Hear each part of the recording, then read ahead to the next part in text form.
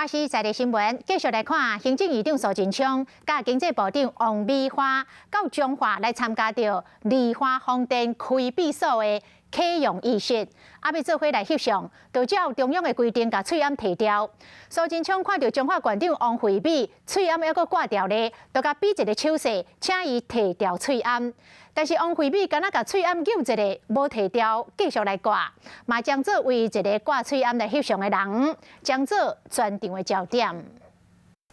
台顶的官员拢将喙罨留落来，准备翕相。这个时，行政长苏贞昌看到边啊，彰化县长王惠美无动作，就用手甲比一个。中间的镜头。院长甲提醒，不过王惠美扭了了，赶快继续挂掉咧，就干那伊挂喙罨翕相尔。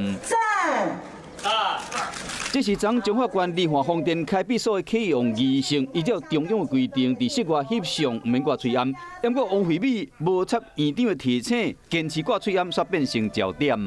因为我们跑的地方太多了，局长跟我讲，我一旦出事情，他要 hold 很多人14天，所以我从去年开始都秉持着他跟我的交代，都把口罩戴着。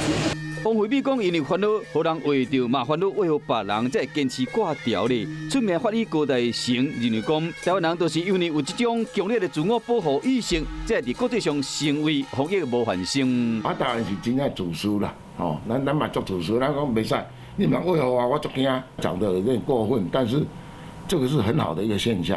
吼，咱当然会到其他加零，哦，啊，日本伊就是有影，你看伊安急剧下降。哦，所以我是感觉疫苗武汉肺炎的截肢是有可能。